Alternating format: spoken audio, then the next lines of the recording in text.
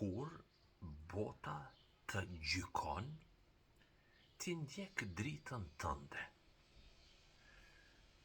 Donjëherë jeta na vendos në situata kur ndihemi të vegjël apo paragjykum apo të pasigurt për të shfaqur vlerat tona. Urdhni i Zotit është fasda bima tu'mar, shpallë haptas atë që urdhërohesh. Kështu urdhërua profeti Muhammed. Nuk është thjesht një fakt historik, është një thirrje për çdo shpirt që kërkon lirinë e brendshme. Fuqia e të qenit autentik. Do të thotë, mos e fshih me mirësinë tënde, talentin apo besimin, dijen tënde nga frika e reagimit të tjerëve.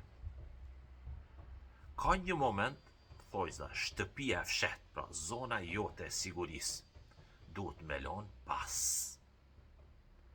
Të jetosh me të vërtetën tënde kërkon guxim, por është e vetmja rrugë që të çon drejt paqes, shpëtimit. Këto fjalë ja thon vetes edhe. Kur ti je i sinqert me veten dhe Zotin, mendimet e njerëzve humbin peshën e tyne gjatë rrugtimit. E dyta, arti mos përfilljes, injorimi me dinjitet, urdhri, wa a'rid anil mushrikin, ktheu prej tyne. Është një ilaç për shëndetin tënd, timin emocional.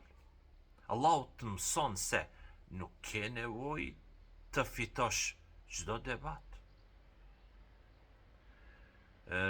Nuk ke nevojë të ambushësh mendjen atyre që kanë zgjedhur me të keq kuptu. Me një fjalë, ta ruajmë energjinë. Mos shaj, mos hyn hak, thjesht distancoho emocionalisht. Ti, unë, ai dhe ajo, kemi një mision më të lartë se sa me u marr me talljet e atyre që nuk e shohin as pak vizionin tënd, timin tjetrit e tjerë. Ti nuk je vetëm në këtë rrugë, mbaje në mend këtë.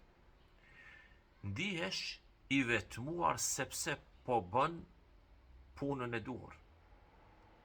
Por mos e harro dhe kujto se premtimi i Allahut, ne të mjaftojmë ty o Muhammed, është mboroja jote, mboroja ime. Kur ti merr përsipër me ecë në rrugën e drejtë me sinqeritet, ikhlas, ç'ndodh? Ti kalon në mbrojtjen e një fuqie që nuk dështon kur. Këshill për ty, për vete, sot. Ngjitu në kodrën tënde të safas. Fol me zërin e zemrës tënde, pshtetu fuqishëm në Zotin tënd. Bota mund zhurmoj e të llomotis, por nëse brendësia jote është në rregull me krijuesin, Zotin Allahun, asnjë tallje nuk mund me ta prek dritën tënde. Përqëndroho te rritja jote, pjesën tjetër leja ndorë Zotit që njeh çdo rrahje zemre.